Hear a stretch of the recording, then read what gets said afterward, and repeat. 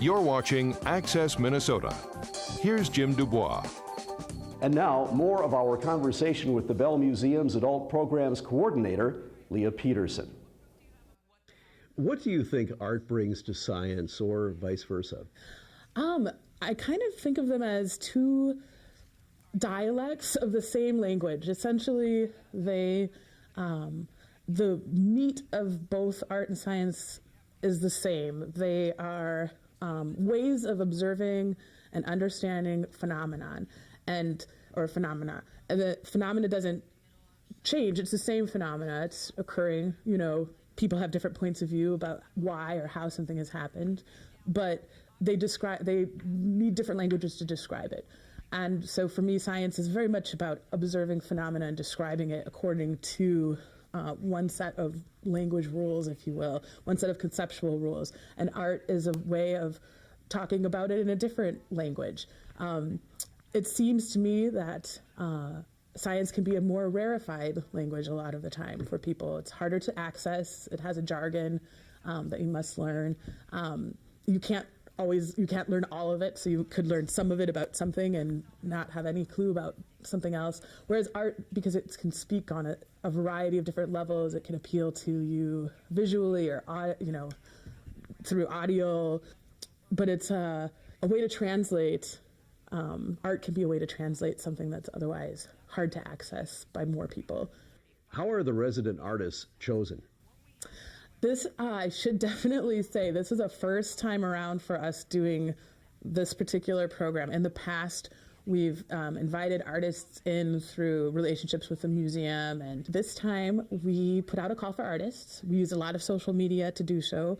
It was very challenging from my perspective, crafting this call, asking, trying to figure out what we were asking for and what we were hoping to find. And we also opened it to artists of all different practices. So we saw choreographers and movement artists, film artists, sculptors, poets, musicians, composers, just across the gamut, and which was great, which was really exciting for us. We were hoping for 15. My goal was 15 applicants. We ended up with close to 70, which was exciting, very surprising. We had an internal committee that really understood the mission of the project from the very beginning. We had kind of crafted this project together. And we had an external committee of a variety of, including art professors and art patrons, former artists in residence, people from different parts of the art community, people from our curatorial staff at the museum and the scientific piece of our community, and brought them together to help us winnow down to our semifinalists. Like I said, we started with 70, so our internal committee came up with our top 20 from that list, and brought that over to this external committee. From there, we had 6 positions. We interviewed 12 of our top candidates for those positions, and our 6 positions are 4 artists in residence and 2 alternates. So that's that's the process. If we were able to do it again, we'd probably have learned some things this time that process might shift. Even so, but for our first time around, it worked. We're very happy with the results that we had. Well, who are some of the future artists in residence, and what can you tell us about their work? Next fall, we will have the Minneapolis Art on Wheels Collective, MAW, and they project both light and sound in unexpected public places. And the other person that's coming up in the spring of next year is Andy Dooset. He is a fantastic up and coming installation artist. It's almost impossible to describe everything that he does. And we talked to our artists through the call for artists about thinking about collections, curation, public engagement, and also ways of knowing and ways of telling stories and sharing knowledge.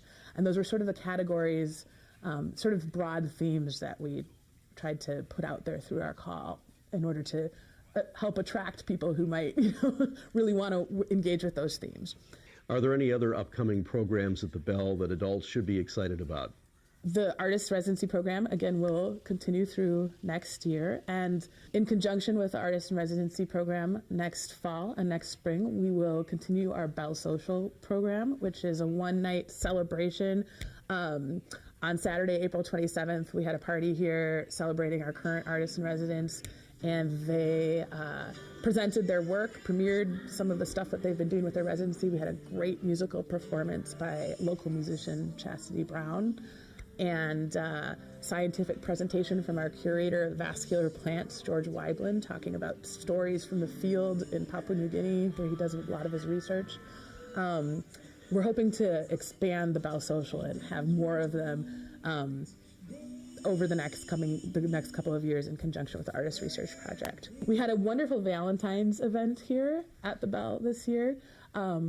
Picnics in front of the dioramas with a tasting menu from Cafe Barbette, also in Uptown, wine and music and candlelight.